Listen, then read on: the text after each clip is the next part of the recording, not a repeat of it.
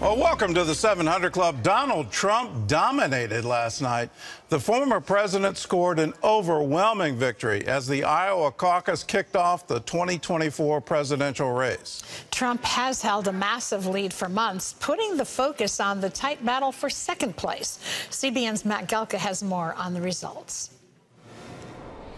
MAGA, make America great again. And America first. America first is a very important part of MAGA. Donald Trump celebrated a big victory in Iowa. The former president took more than 50% of the vote on caucus night.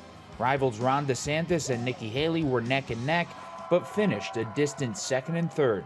The 30-point victory sent a strong message that Trump dominates the Republican Party. And I really think this is time now for everybody, our country, to come together. We want to come together.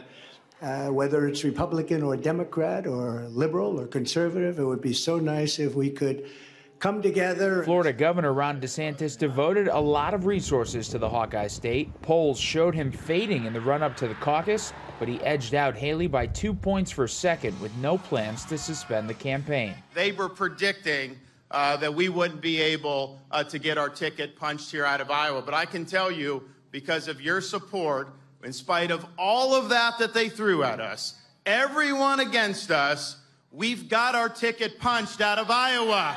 Despite the third-place finish, former UN Ambassador Nikki Haley told supporters her campaign has the momentum coming out of Iowa. I can safely say tonight, Iowa made this Republican primary a two-person race. The results did narrow the field. Tech businessman Vivek Ramaswamy suspended his campaign and promptly endorsed Trump. Earlier tonight, I called Donald Trump to tell him that I congratulated him on his victory, and now going forward, he will have my full endorsement for the presidency. And I think we're going to do the right thing for this country. Turnout was lower than past GOP contests as Iowans braved frigid temperatures to cast their votes. Multiple media organizations called the night for Trump while voting was ongoing. Trump was lifted by white evangelicals, with one CNN entrance poll showing 53% of the voting bloc backing the former president. While Trump called on his opponents to drop out of the race, they're not resting. It's on to New Hampshire with that state's primary just a week away. Matt Gelka, CBN News. Well, we'll see you in New Hampshire, and then we're off to South Carolina. And after that, my hope is that people can coalesce and come together. But, Terry, I've got to say, last night it seemed to be a different Donald Trump. It was. I remember in 2016, you know, could you change from campaign to presidential, and it was interesting to see that last night. It was very interesting. I thought he was very gracious in his comments. He was presidential in his comments, can I say that? And it was fascinating to watch the whole thing unfold. The bottom line, I think, is people are just generally are looking at what's going on in our country and very concerned, and there needs to be a change. It'll be interesting in these next races coming up, the caucuses coming up, what's going to happen on the East Coast and the South when they are done with that. We're into a very tumultuous presidential election, but I join with the comments. Can we all come together? Yes. Because a nation divided can't stand. Well, in other news, heavy snow, freezing rain, and deadly wind chills are threatening millions of Americans. Mark Martin has that story and more from the CBN Newsroom. Mark?